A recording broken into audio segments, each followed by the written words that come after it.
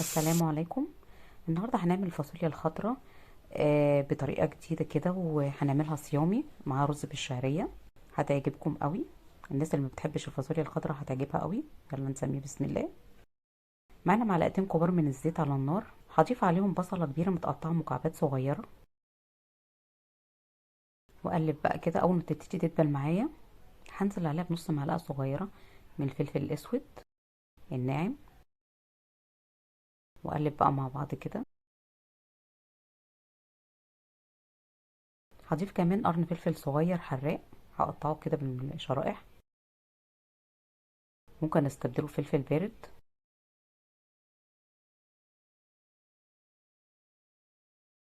معايا كيلو من الفاصوليا الخضراء، هجيبها طازه واقطعها بالشكل ده. ممكن تقطعوها زي ما تحبوا، اصغر من كده او زي ما بتحبوا.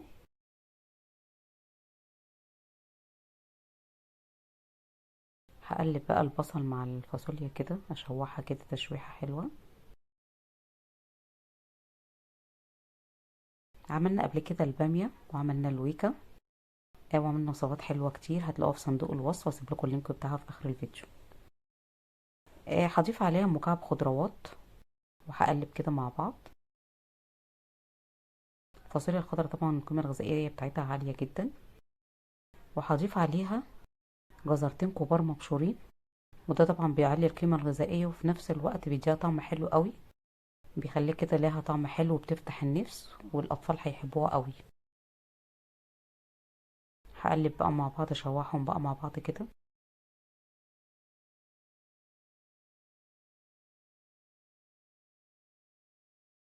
معايا حلة على النار فيها معلقتين زيت كبار، هضيف عليها كوباية كبيرة من الشعرية.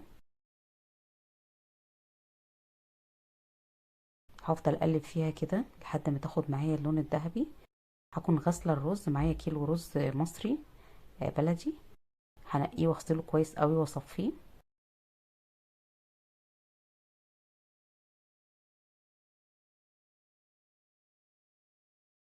هضيفه على الشعرية،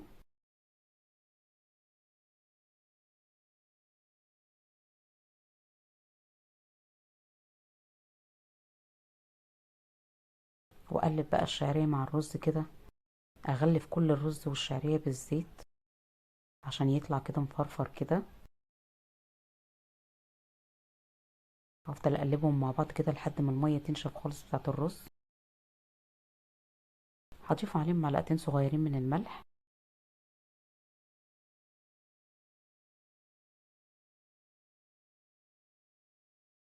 وهقلب بقى كده مع بعض. اول ما تبتدي المية تنشف هضيف عليهم مية مغلية يا دوب اغطي الرز. لازم المية تكون مغلية عشان الرز يستوي بسرعة، وفي نفس الوقت ما تبقاش حباية ناشفة ومش مستوية وحباية مهرية. هغطي الرز بالمية بالشكل ده، وههدي النار شوية عليه عشان يستوي براحته. هغطيه وهدي النار شوية عليه. الفاصوليا دبلت اهي مع الجزر، ريحتها تحفة قوي. اللي ما بياكلش فاصوليا لو عملها بالطريقة دي هيحبها. هضيف عليها كيلو الا ربع طماطم مضروبة في الخلاط. لو حابين تضيفوا معلقتين صلصة ممكن تضيفوا، بس انا يعني هستكفى بالكيلو الا ربع طماطم على قد كيلو الفاصوليا. هقلبهم مع بعض كويس قوي، وهغطي عليهم واوطي عليهم النار شوية لحد ما تستوي. الرز معانا اتشرب اهو. هقلب الرز كده وههدي عليه النار. ههدي النار خالص عشان ما يتحرقش مني، وهغطي عليه. هضيف نص معلقة صغيرة من السكر عشان الحموضة، واقلب بقى كويس قوي.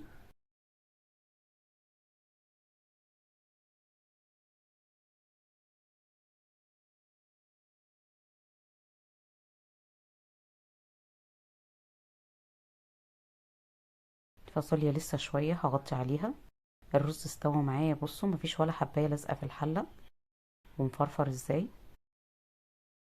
الواحدة بوحدتها، يعني احنا عاملينه بالزيت اهو بس طعمه وريحته تحفة.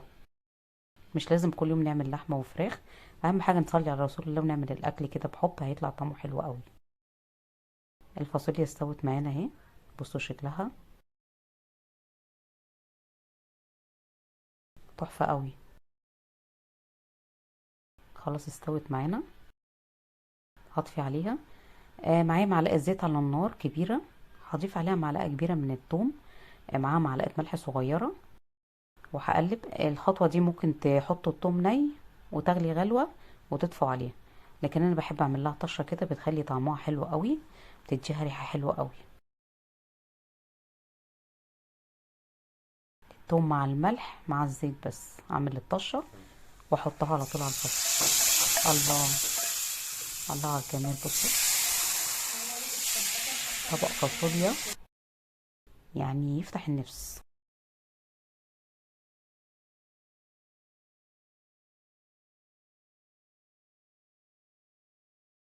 قدمت جنبه خيار وليمون وفلفل مخلل، انا عاملاهم في البيت، مخلل بيتي.